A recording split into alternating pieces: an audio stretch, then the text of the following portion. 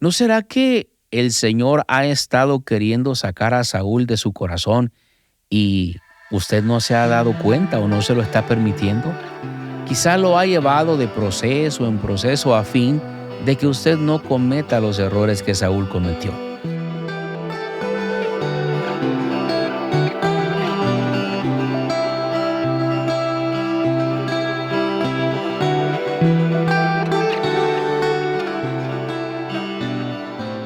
Bienvenidos a la novena parte de esta serie, Sanando el Corazón Herido. Hoy continuaremos analizando las características malas en la vida de Saúl, a quien le hemos llamado el flechero, y todo por su acto despiadado, impulsado por los celos intentando matar a David, que lo único que hizo fue hacerle un bien en más de una ocasión. No solo lo libró de perder el reino antes de tiempo, lo libró de la muerte, porque dado la estatura que Saúl tenía, creo que el que más calificaba para enfrentarse a Goliat era él. Así que David, con su intervención, lo libró de la misma muerte. Lo libró también de la esclavitud, pues debe recordar que si Goliat le ganaba al soldado que Saúl delegara para pelear, ellos serían esclavos de los filisteos. David lo salvó a él y al pueblo, y no solo quedó allí. David tocaba un instrumento para calmar la tortura que el rey tenía cuando estaba siendo atormentado por un mal espíritu, y aún así, Saúl, solo por celos, procuró matarlo más de una vez. Por eso Saúl en estos episodios se ganó el título de Saúl el Flechero. Para que pueda entender de lo que le estoy hablando, le pido que revise el episodio anterior donde estuvimos analizando las cosas buenas que tenía este primer rey. Sin embargo, también comenzamos a ver las malas características que tenía Saúl.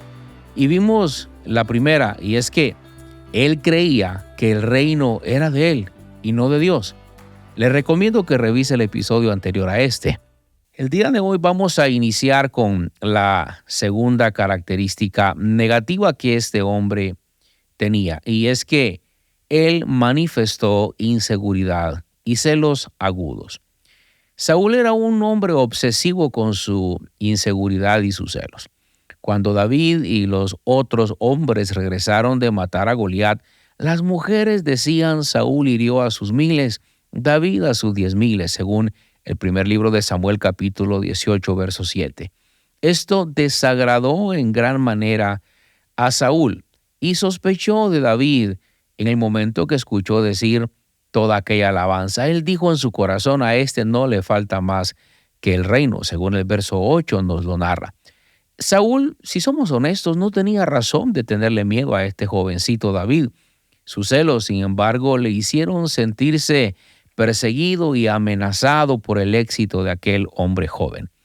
Si lo aplicamos a nuestros días, amados oyentes, lamentablemente, si hablamos en aspectos de ministerio, nos vamos a dar cuenta que con frecuencia pastores mayores que contratan a jóvenes con talento, en el momento en que estos jóvenes pastores tienen sus seguidores, por así decirlo, aunque abro paréntesis, no, ningún ministro debería creer que tiene seguidores, porque nosotros somos quienes llevamos la gente a Cristo, no llevamos la gente a nosotros, porque nosotros somos seres humanos necesitados de la gracia y de la salvación.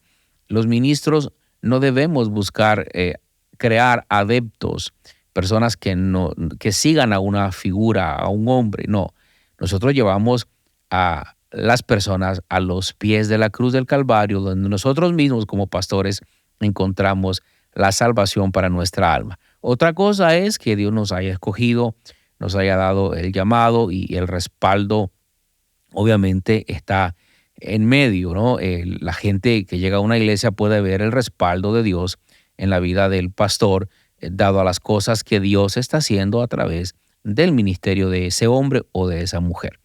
Sin embargo, vemos en los casos donde pastores mayores contratan a pastores jóvenes con talento. Cuando digo que el problema se da cuando los pastores ven a estos jóvenes con talento que empiezan a tener sus seguidores, no me lo malinterprete, me refiero al hecho de que Dios les da la gracia y empiezan a congraciar con el pueblo. Y es aquí donde los problemas comienzan, ¿verdad? Y muchos jóvenes, después de esquivar algunas flechas, tal como le tocó hacerlo a David, son jóvenes que se van de una iglesia derrotados y en malas condiciones o malos términos con el pastor que un día les contrató. Todo porque son a veces ministros inseguros, que no entienden que ya llegó el momento de pasar la estafeta para que una nueva generación surja. Y creo yo que hay un balance hermosísimo que puede lograrse si fusionamos la experiencia de un pastor anciano con la fuerza, el entusiasmo, la chispa y la alegría de un joven pastor. El joven pastor no puede creer que porque tiene energía, tiene una visión fresca, recursos nuevos que ha aprendido en el seminario, o otros talentos que tiene o cosas que aprendió en la universidad, no puede creer que no necesita de la sabiduría de un pastor anciano. Y aquí es donde Satanás nos gana mucha ventaja muchas veces en el ministerio porque eh, crea división tanto entre los pastores adultos y los pastores jóvenes. Y esto, amados, simplemente es dañino porque nosotros hemos sido llamados a edificar el cuerpo de Cristo. Alguien dijo por ahí, hay personas que siempre necesitan ser el centro de atención. Quieren ser la novia en cada boda y el ataúd en cada funeral. Y se sienten amenazados por aquellos que pueden hacer que ellos parezcan malos ante los demás. Son personas que no solamente son inseguras, sino que están dispuestos a recibir los halagos por lo que han hecho, pero se niegan a darle el derecho a otros de poder ser elogiados, incluso aplaudidos por su éxito. Estas cosas son dañinas y tenemos que evitarlas. Debemos de alegrarnos cuando la gente nos diga que estamos haciendo algo bien, pero también debemos alegrarnos cuando se halague el trabajo de otro. Incluso debemos ponernos de pie y poder aplaudir el trabajo de otro. Siempre le digo a la congregación que pastoreo que cuando veamos otra iglesia en nuestra ciudad que está progresando, debemos agradecer a Dios porque Él está dando éxito a esta congregación. Cuando vemos otro pastor con una iglesia que está yendo más allá de donde nosotros tal vez estamos, deberíamos tener la humildad de escribirle una tarjeta, felicitarle por lo que está haciendo, incluso invitarlo a desayunar y decirle, pastor, te felicito por lo que estás haciendo y me encantaría que me puedas enseñar tu trabajo. Yo quisiera aprender de ti. Creo que se necesita humildad en nuestros corazones para reconocer el éxito que otros están teniendo. Mejor dicho, el éxito que han logrado a través de la gracia de Dios. Pero hay personas que se niegan a esto. Son el tipo de personas que en algún momento exageran las faltas de otros, pero no reconocen incluso sus propias fallas. Muchos en su ataque de ira y de celos se convierten en flecheros para destruir a quien consideran su competidor. Por supuesto, los que hacen esto simplemente son personas que han dejado o han permitido que así como Saúl fuese engañado, ellos también están siendo engañados. Estas personas piensan que ellos tienen autocontrol e incluso piensan que son amables, pero detrás de ese escenario de amabilidad que muestran, son gente que conspira contra otros. Hoy vamos a continuar viendo las malas características de Saúl. Y la tercera es que mostró un espíritu manipulador y divisor. Saúl trató de causar división entre las personas. Trató de manipular, incluso a su hijo Jonatán para que matara a David.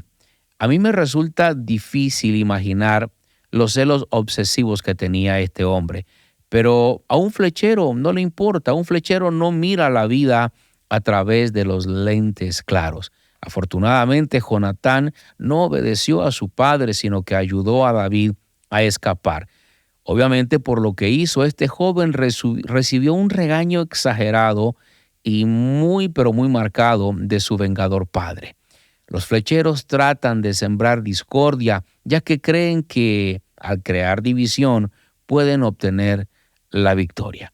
Estas son personas así. Usted puede encontrar incluso la historia que le estoy mencionando en relación a la ira de Saúl contra David y después contra su propio hijo en el primer libro de Samuel, capítulo 19, verso 1 al 11, y también en el capítulo 20, 24 al 30.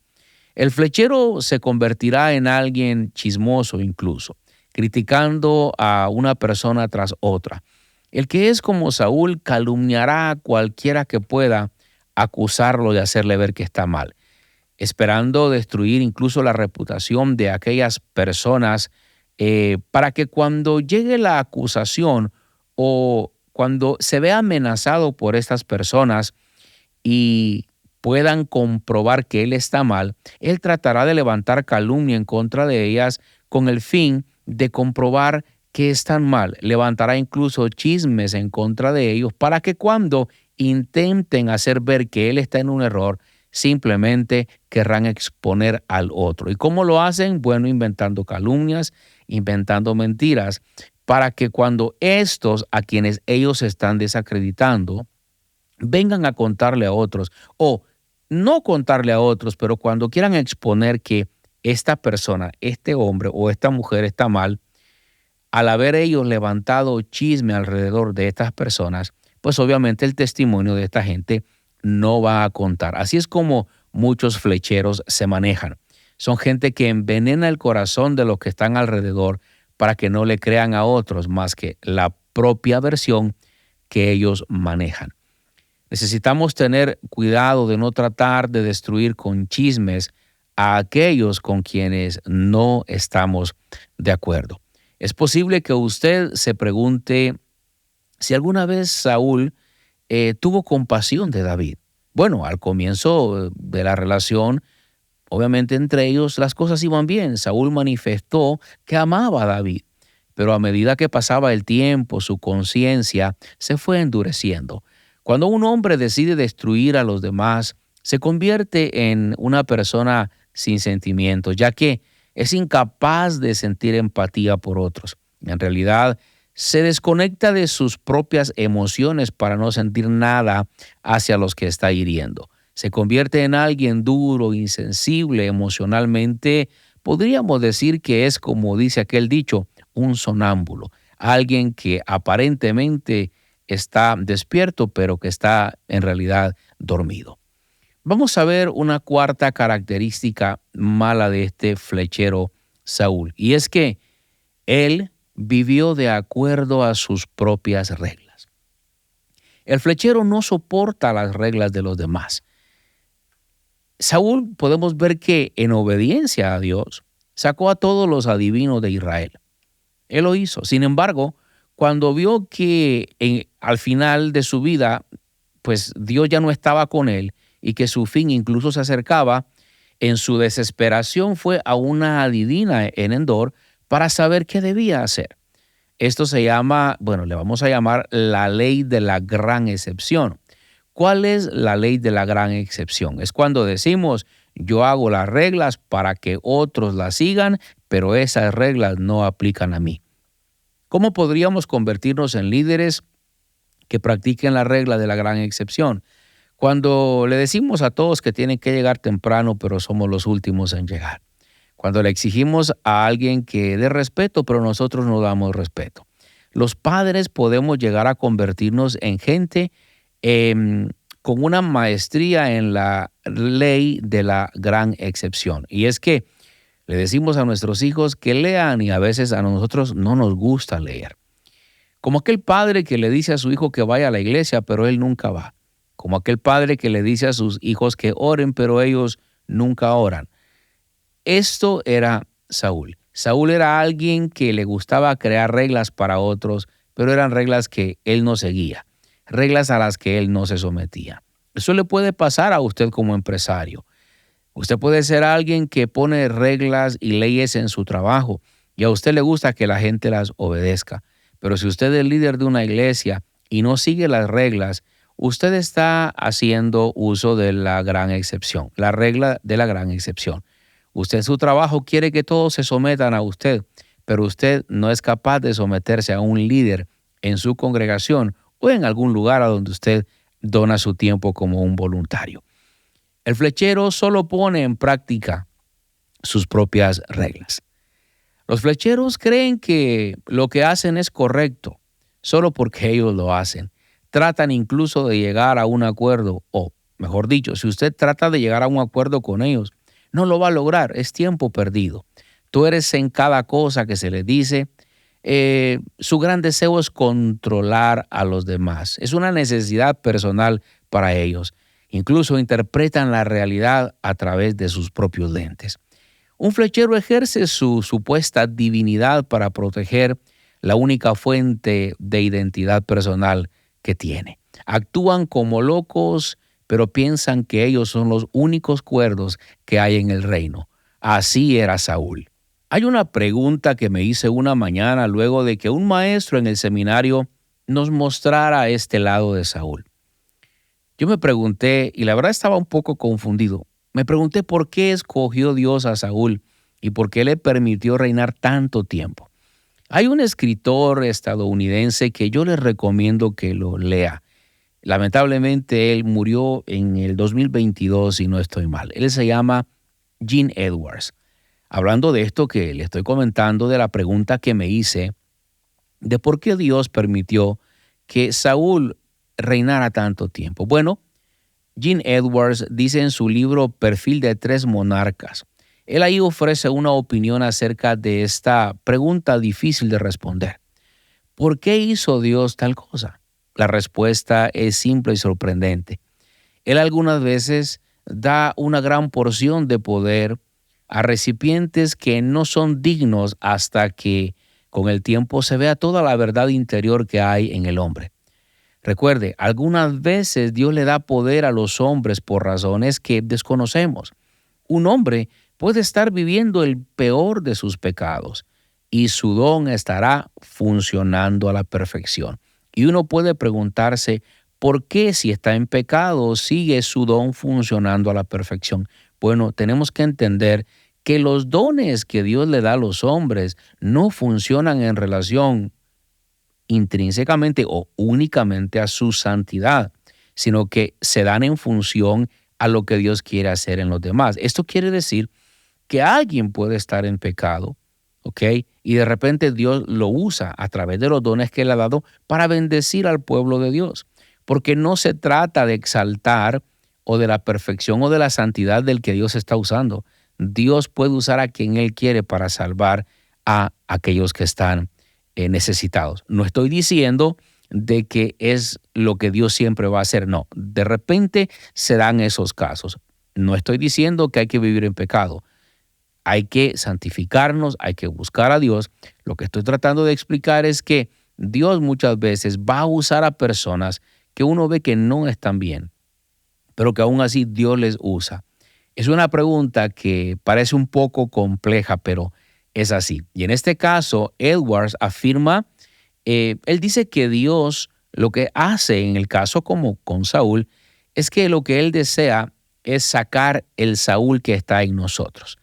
Eh, Hablando figuradamente, aplicando las características de Saúl a nosotros, Saúl está en nuestra sangre, está en los tuétanos, en el tuétano de nuestros huesos. Él es la carne y los músculos de tu corazón. Ese Saúl está en nuestra alma, él está en el núcleo de nuestros átomos. Edwards cree que la razón por la cual Dios le permitió a Saúl seguir siendo rey durante 10 largos años, después aún de rechazarlo, fue para sacar el Saúl dentro del corazón de David. Si David no hubiese sido quebrantado, podría haberse convertido en el rey Saúl número 2. Medite en eso y verá que tengo razón. Cuando yo me detuve a analizar esto, viendo la explicación de Gene Edwards, cuando yo vi esto entendí el por qué Dios permitió a Saúl gobernar por tanto tiempo. Permítame contarle una experiencia que me pasó en el año 2004. Yo funcionaba como un anciano en una iglesia con gente maravillosa a quienes llegué a amar. Yo tenía 24 años en ese momento. Ahora que estoy grabando este podcast en el año 2023, puedo pensar que pasaron 19 años ya de esto. La iglesia cada día iba de mal en peor. Después de 4 años, viendo cómo cada domingo se hacían cosas que no eran correctas, yo le preguntaba al Señor, ¿por qué me tienes aquí? Un día, jamás lo olvidaré. Acababa de pasar algo muy triste y yo estaba al borde de las lágrimas. Mientras estoy sentado allí un domingo adorando al Señor en el servicio dominical, mientras el ministro caminaba a la plataforma para predicar, yo recuerdo verlo caminar y preguntarle al Señor, ya no aguanto, no quiero estar aquí. ¿Por qué me permite seguir aquí? Si ya no deseo estar acá, las cosas que se están dando no son las correctas. Jamás olvidaré la respuesta tan franca y clara del Señor a mi corazón. Él me dijo, te tengo aquí para cuando te ponga donde voy a colocarte, no hagas lo mismo que has visto en este lugar. Y solo pasaron 6 meses de aquel suceso y Dios me sacó de la iglesia, aunque me fui con un gran dolor porque es gente que aún sigo amando, y me llevó incluso del estado. Y al igual que David en este caso, fui quebrantado en aquel lugar. Y luego el Señor me llevó a otro lugar que estaba peor que el lugar anterior. La historia en mi caso se volvió a repetir una y otra vez. El Señor lo que deseaba era sacar a Saúl de mi corazón. Eso fue lo que le hizo el Señor a David. Mire, ¿no será que el Señor ha estado queriendo sacar a Saúl de su corazón y usted no se ha dado cuenta o no se lo está permitiendo? Quizá lo ha llevado de proceso en proceso a fin de que usted no cometa los errores que Saúl cometió. Ahora, vamos a aprender cómo presentar defensa contra Saúl el flechero. Se recuerda que ahorita ya hemos hablado de las características malas que habían en este hombre, en este flechero. Bueno, la pregunta que tenemos que hacernos obligadamente es ¿cómo evitar los estragos de un flechero? ¿Qué hacer si usted vive con un flechero? ¿Qué hacer si usted está casado con un flechero? ¿Qué es lo que usted tiene que hacer? De eso vamos a hablar. Dios muchas veces nos va a permitir presenciar injusticias, cosas que a nuestra perspectiva no están para nada bien. Él solo desea que aprendamos y no cometamos los mismos errores que hemos presenciado ante el liderazgo de otros. Queridos amigos, quiero agradecerles por haber estado conmigo el día de hoy. Si desea ver cada una de las características malas de Saúl para aprender a cómo no se debe liderar, lo animo a repasar el episodio 37. En el próximo episodio veremos cómo evitar los estragos de un flechero como Saúl. Incluso veremos cómo evitar convertirnos en uno. Que Dios lo bendiga, lo espero en el próximo episodio y recuerde, la vida es hermosa, no la desperdicie en cosas que no valen la pena. Hasta pronto.